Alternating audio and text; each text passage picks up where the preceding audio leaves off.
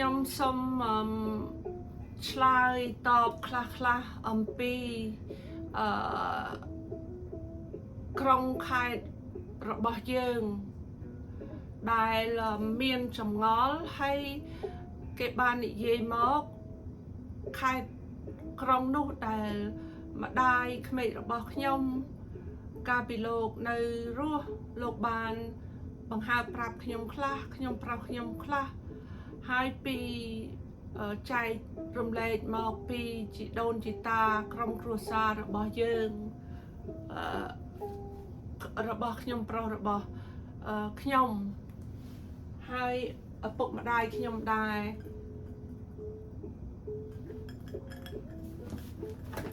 សូមទោសបងប្អូន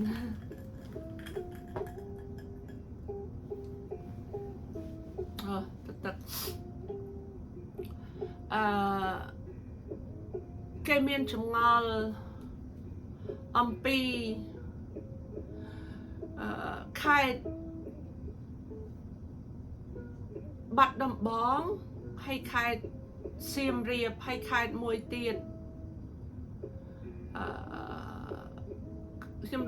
ភ្លេចនៅចុងមាត់ខេត្តមួយទៀតគឺខេត្តដែលមានវាំង100វត្ត100ម្ល៉េះហើយគេមានចម្ងល់ថា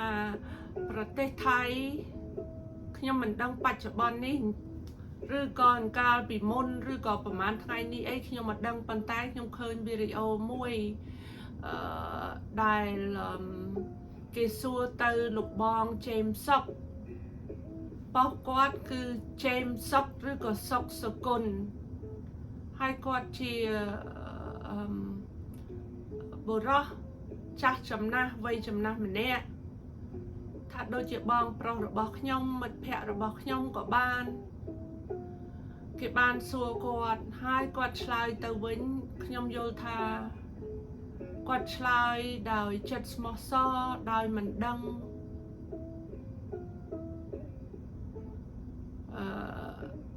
មែនតែខ្ញុំស្ដាប់សម្ដីគាត់ដូចជាលំអៀងទៅប្រទេសថៃមានន័យថាដូចជាលំអៀងទៅលោកហ៊ុនសែននិងម៉ាណែតនិងស្ដេចពីរនាក់ម៉ែកូននឹងបន្តិចឥឡូវខ្ញុំសូមឆ្លើយទៅលោកបងជេមសុកវិញសូមឲ្យយកទៅប្រាប់ដល់អ្នកណាឬក៏ក្មេងៗទាំងអស់តែបានសួរដល់លោកបងអំពីខេត្តក្រុងរបស់ខ្មែរយើងជាពិសេសខេត្តសៀមរាបខេត្តបាត់ដំបងអីហ្នឹងថាថៃបានជាគេថៃឬក៏ខ្មែរយើងមានពាក្យចាមរាមមានពាក្យមិនល្អថាជារបស់គេខ្ញុំវត្តអំពិល3សូមបកស្រាយថានោះវាមិនមែនទេមែនតិចជាងមិនមែនច្រើនជាង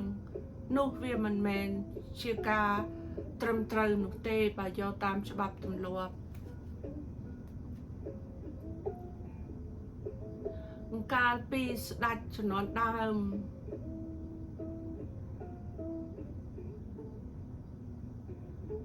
ហើយក៏បានបន្តជាប់មកលួងស៊ីសវត្ត Sorry guys this is no good sorry guys I didn't know it was like that sorry guys I didn't know it was like that សូមទោសបងប្អូនហើយក៏វាតមកដល់លួងស៊ីសវត្តកាលពីចំនួននោះមើលទៅសហរដ្ឋអាមេរិកមិនទាន់ទាំងកើតផង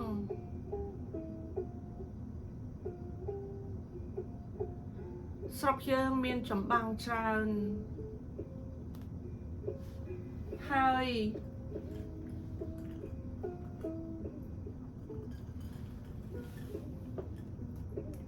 so dry my sorry guys so hard ស្រុកយើងមានចម្បាំងច្រើន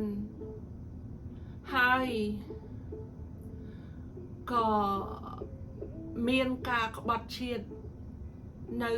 ប្អូនពៅរបស់ស្ដេចខ្មែរយើងដែលឲ្យទៅកាន់កាប់នៅស្រុកថៃគេបានបញ្ចុះបញ្ចូលលោកឲ្យមកមានសង្គ្រាមកាប់សម្លាប់នៅក្នុងផែនដីខ្មែរកណ្ដាលរបស់យើងនឹង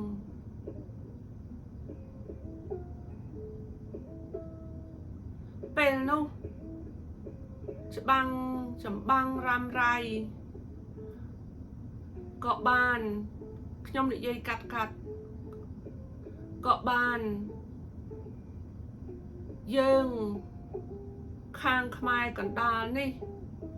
ចាញ់នៅខេត្តដែលបងប្អូនមានចម្ងល់ងឿង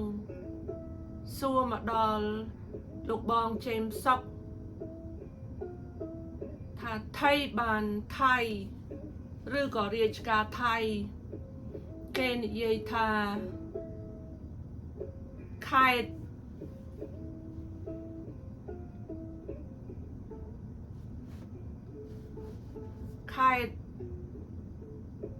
សៀមរាបខេត្តបាត់ដំបងហើយដែលខេត្តដែលមានវាំង100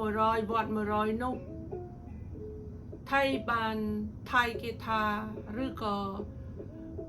ប្រជាជនថៃអ្វីគេថារបស់គេនោះក៏វាត្រូវបានប្រហែលជា10% ខុស 90% ខ្ញុំសូមឆ្លើយថា 10% ដែលត្រូវនោះវាយ៉ាងម៉េច 10% ដែលត្រូវនោះគឺពេលនោះគេច្បាំងគឺជារបស់ពួកយើងមុនគឺជារបស់ពួកយើងបន្ទាប់មកគេច្បាំងចូលមកខូខិតជាមួយប្អូនប្រុសស្ដេចខ្មែរយើងក៏បានឈ្នះដល់ស្រុកទាំងអស់នោះហើយមកបញ្ចប់នៅខេត្តហៅថាវាំង100វត្ត100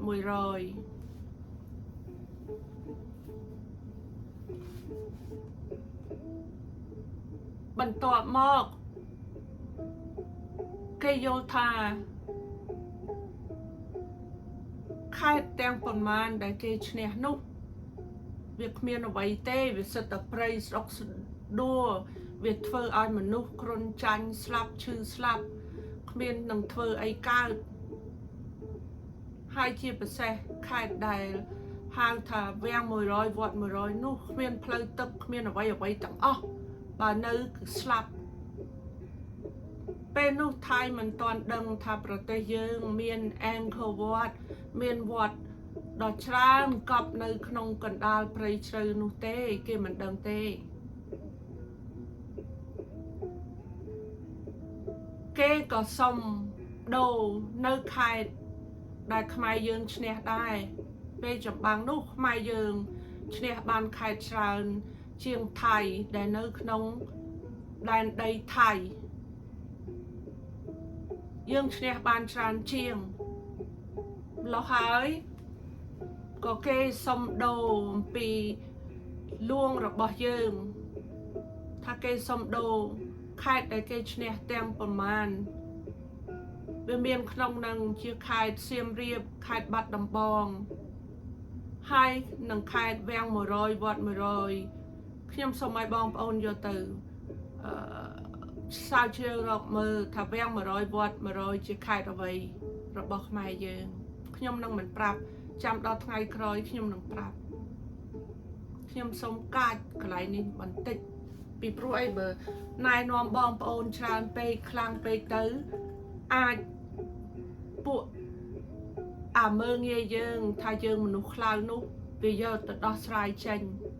វានឹងធ្វើបាបបងប្អូន Sorry guys I'm so dry if I if I don't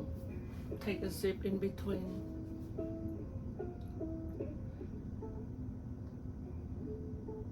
เราให้ก็ข้างไทยគេសុំដូរហើយគេដូរយកខេត្តដែលនៅជាប់ម្ដុំទល់ដែនខ្មែរយើងដែលនៅជាប់ម្ដុំ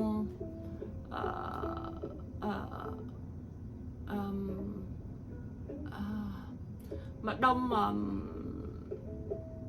រតនគិរីអីចឹងណាកន្លែងខ្ញុំកើតដងរតនគិរីតាពាំងស្ដីឡើងទៅមណ្ឌលគិរីអីចឹងទៅដែលនៅជាប់ទល់ដែនកន្លែងអស់ហ្នឹងណាគេសុំដូរគេយកប្រហែលជាហើយខេត្តអស់ហ្នឹងខេត្តធំដែរបងប្អូនមានដីអ្វីធំវាចំណេញលើយើងមួយជាពីរបានវាដូរបងប្អូនក៏វាសុំដូរពេលនោះដូរតាមដែលខ្ញុំយល់គឺវាបានលើសយើងខេត្ត2ឬ1លើសយើងឧបមាយើងបាន3វាបាន4 5តែខេត្តដែលយើងច្បាំងបានវាយល់ឃើញថាអាខេត្តដែលវាទៀមទាយកនោះវានៅក្នុងទឹកដីវាជាប់ទល់ដែនផុសពួកវាទាំងអស់ហើយវាមានអ្វីដែលវាអាចរីកចម្រើនទៅរួចម្ល៉េះហើយក៏វាសុំដូរយកវាឲ្យខេត្តដែលវាឈ្នះខេត្តបាត់ដំបងខេត្តសៀមរាបហើយខេត្តវាំងវត្ត100វង100ហ្នឹងមកឲ្យយើងម្ល៉េះហើយយើងក៏យល់ព្រមតែបងប្អូនត្រូវតែយល់ថាចាប់ផ្ដើមពីដំបូងមកខេត្តទាំងអស់នោះគឺជាខេត្តពួកយើងហើយខេត្តដែលនៅក្នុងប្រទេសថៃក៏ដូចគ្នាតែវាមានការក្បត់ជាតិអ្នកមនុស្សដើមដែលនៅទីនោះឬក៏មនុស្សចុះមកពីចិនពីអ្វីហ្នឹងមកនៅស្រុកថៃដែនដីនឹងមានក្បត់ជាតិបានមិនចេះឲ្យកូនលួងពៅប្រុសរបស់ខ្មែរយើងហ្នឹងថាបើមានការក្បត់បះបោអីទៅអូនប្រុសពៅហ្នឹងមិនបាច់រស់នៅក្រោមអាណាចក្រ Kingdom of Cambodia នោះទេព្រះបាទព្រះចៅក្រុងកម្ពុជានោះទេស្រុកយើងពីមុនហៅថាព្រះបាទព្រះចៅក្រុងកម្ពុជាមានន័យជាចវាយជាឪពុកម្ដាយហើយគ្របសង្កត់ដល់កន្លែងទីក្រុងបឹងកក់អីអស់ហ្នឹងទាំងអស់ហ្នឹងនេះពាក្យនេះគឺជាពាក្យពិតបើកសិភៅឬក៏ទៅសួរអ្នករស់នៅដែលពញាតនវងសានវងនៅក្នុងវាំងស្ដេចថៃសពថ្ងៃនេះទៅរកឃើញហើយម្ល៉េះហើយខេត្តទាំងប្រមាណគឺផុសយើងខេត្តដែលច្បាំងបានឈ្នះដែលវាមកគេហៅថាក្បត់ជាតិវាយកទៅដោយខុសច្បាប់ហើយយើងក៏បានដណ្ដើមមកវិញបងប្អូនឃើញស្រាប់ហើយនៅក្នុងប្រទេសថៃសពថ្ងៃមានវត្តជីដូនជីតាយើងជាសាក្សីនៅទីនោះហើយបងប្អូនត្រូវឲ្យឆ្លាតម្ល៉េះហើយខេត្តទាំងប្រមាណសុំទោស Sorry guys I don't know why this always happen and it annoys me sorry guys សុំទោសបងប្អូនវាចេះធ្វើចឹងវាចង់បិទខ្ញុំឬក៏ and ម្ល៉េះហើយខេត្តដែលមានគេនិយាយហ្នឹងឲ្យទៅសួររាជការថៃទៅខ្មែរយើងតាមខ្ញុំយល់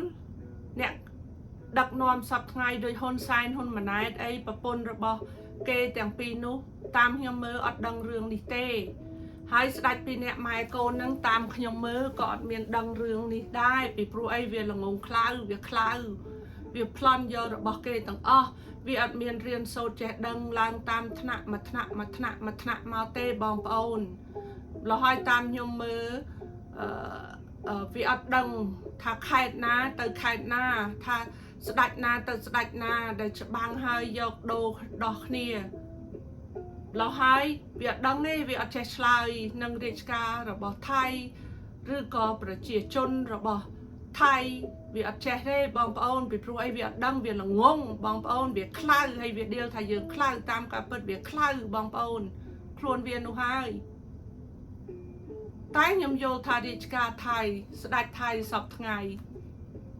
យល់ថាខ្ញុំវត្ត7 និយាយអំពីអ្វីយល់ច្បាស់បងប្អូនយល់ច្បាស់ហើយខ្ញុំយល់ថារាជការថៃមានកត់សម្គាល់ទុកតាំងពីនោះមកបើគ្មានមិនមែននៅស្ងាត់ទេបងប្អូនខេត្តធំដល់តែ3ដែលខ្ញុំឮឈ្មោះគេនិយាយរឿយប្រហែលថ្ងៃនេះខ្ញុំបានប្រាប់ឈ្មោះខេត្ត2ហើយនៅតែខេត្ត1ខ្ញុំអត់ប្រាប់ប៉ុន្តែខ្ញុំឲ្យតម្រុយហើយតើវាសុខចិត្តទេតើប្រទេសថៃវាសុខចិត្តទេបើពិតជារបស់វាមែនខ្ញុំជឿថារាជការថៃសពថ្ងៃឬក៏ពីមុនគេឆ្លាតឆ្លៀសវៃជាងគេមិនលក់ខ្លួនដោយរាជការរបស់យើងដូចជាហ៊ុនសែននោះទេហើយកូនរបស់វានោះទេលោះហើយខ្ញុំសូមប្រាប់បងប្អូនថាខេត្តទាំងអស់ហ្នឹងមុនដំបូងជាផុសខ្មែរយើងហើយអាខេត្តដែលយើងដូរទៅឲ្យលើសទៅវា4ខ្ញុំដឹងថា4ហ្នឹងហ្មងឬក៏5វាចំណេញពីលើយើង1ទៅ2ទៅ3បងប្អូនតែខេត្តដែលយើងច្បាំងបានចង់ពាក់កណ្ដាលបឹងកបងចង់ពាក់កណ្ដាលស្រុកថៃបងប្អូនដល់ហើយវាត្រូវតែដូរខេត្តរបស់យើងដើម្បីវាសុំប៉ុន្តែចាប់ផ្ដើមទាំងអស់របស់ទាំងអស់ហ្នឹងគឺជារបស់ពួកយើងឥឡូវខ្ញុំសូមឆ្លើយទៅលោកបងសុកសុគន្ធវិញថាខ្ញុំវត្ត7 ប្រាប់ថាវារបស់យើងតាំងពីមកហើយដល់វាមានការក្បត់ដូចហ៊ុនសែនហើយអង្គចាស់សេហមុនីសពថ្ងៃហើយអ្នកមនាងមនិចនិយាយចាស់សពថ្ងៃហៅថាមនិចម៉ូនីកានេះវាក្បត់បងប្អូនលោកជេមសពវាក្បត់អ្នកបំរើពីមុនមកវាក្បត់ប្អូនប្រុសហ្នឹងវាក្បត់แล้วហើយវាចង់ច្បាំងយកប៉ុន្តែវាច្បាំងយកមិនអស់វាមកចាញ់នៅត្រឹមវាំង100វត្ត100ដោយសារលួងរបស់យើងដុតស្បៀងអ្វីចោលទាំងអស់ដងទឹកអ្វីស្រះទឹកអ្វីលុបដើម្បីឲ្យវាមកដល់ទីហ្នឹងវាអត់មានស្បៀងវាអត់បានប្លន់យកស្បៀងវាអត់មានទឹកមានអ្វីឲ្យវាស្កកងាប់នៅកន្លែងហ្នឹងហើយវិលត្រឡប់ទៅដែនដីម្ដុំបឹងកក់នោះវិញបងប្អូនខ្ញុំសូមនិយាយតែប៉ុណ្្នឹងតែប៉ុណ្្នឹងហើយខ្ញុំសូមដាក់បទចម្រៀងដែលខ្ញុំសរសេរនេះខ្ញុំមិនដឹងថាណែខ្ញុំបានមើលចប់មិនចប់ទេវីដេអូនេះសង្ឃឹមទៅចោះ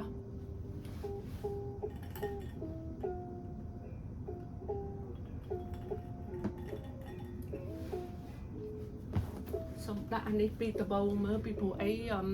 ខ្លាចវាបិទយើងទៀត sorry guys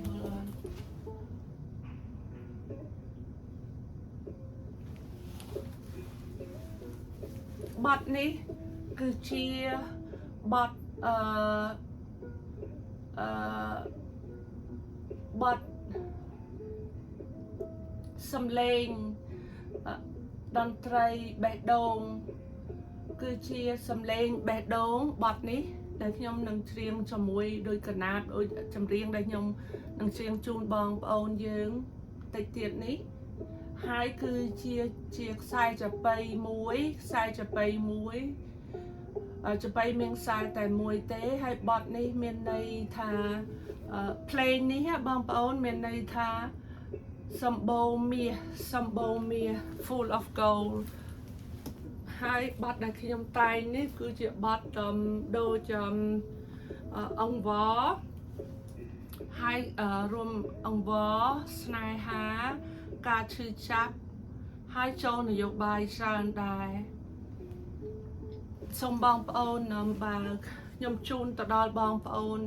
ដែលបម្រើប្រទេសជាតិខ្មែរយើងបងប្អូនទាហាននិងបងប្អូនប៉ូលីសហើយឲ្យអ្នកណាក៏ដោយឲ្យតែបម្រើនៅប្រទេសខ្មែរយើងប៉ុន្តែបទនេះ ទៅដល់បងប្អូនទាហានហើយបងប្អូនប៉ូលី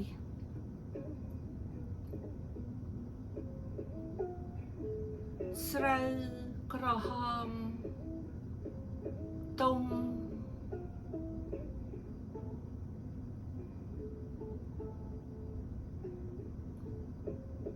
រយចោលលើទន្លេបឹងបួរសមុទ្រ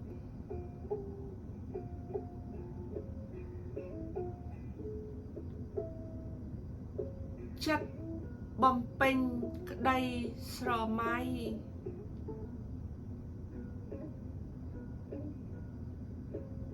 ខ្មែរជាត្រីដែលមានសេរីភាព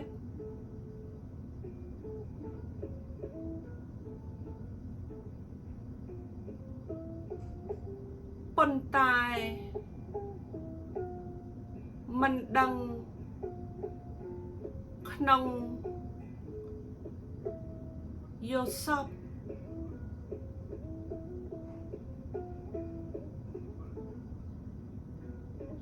អាចមានទឹកហូរនិងពន្លឺព្រះច័ន្ទដែរទេ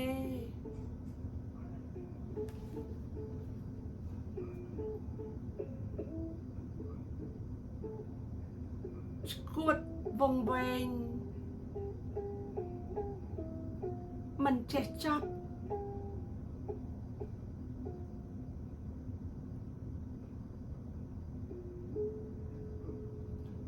នឹងคล้ายជាទុកសៅមក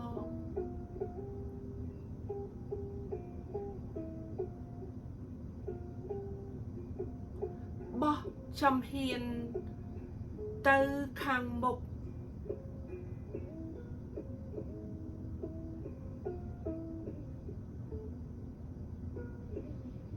រស់នៅជាមួយគ្នាប្រឈមមុខជាមួយគ្នាបេះដូងអើយតើពេលណាតើបអ្នកឈប់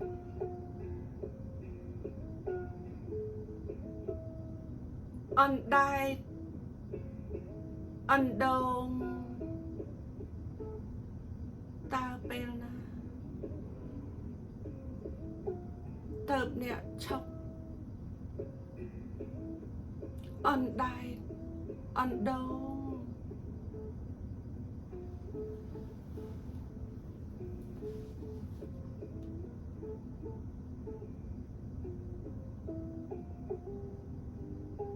អ្នកនឹក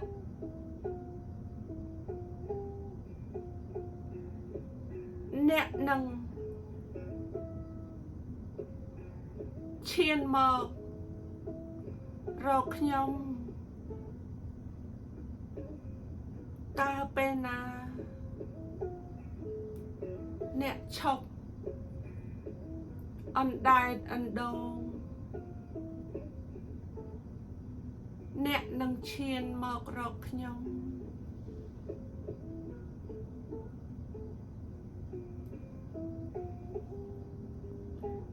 ឬមួយដកខ្លួនចេញ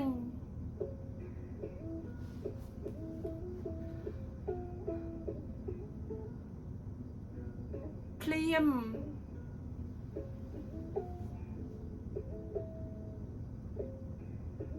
ឬមួយដកខ្លួន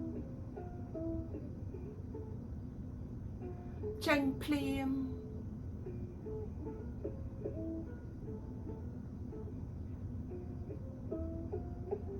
ចុះកាលឆ្នាំ1975រហូតដល់ឆ្នាំ1977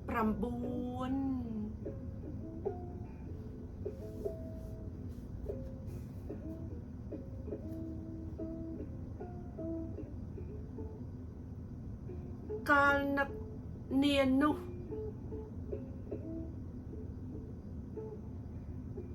តើអាចជារឿងត្រឹមត្រូវនឹងឈឺចាប់បានដែរទេ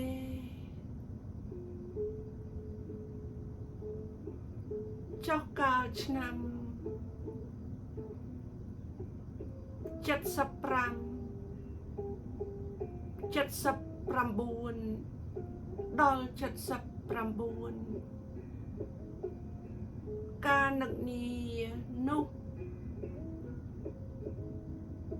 តើអាចជារឿងត្រឹមត្រូវឈឺចាប់ដែលទេបងទីហ៊ានប្អូនទីហ៊ានបងប្រុសបងស្រី police អ្នកការពារជាតិអ្នកការពារផែនដីអ្នកការពារ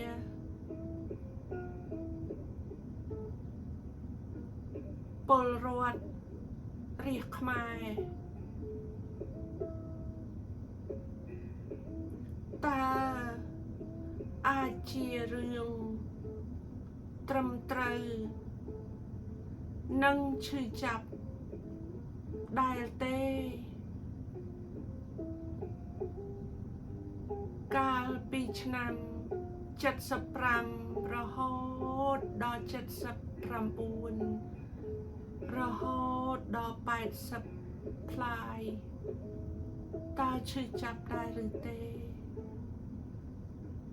តើជារឿងត្រឹមត្រូវ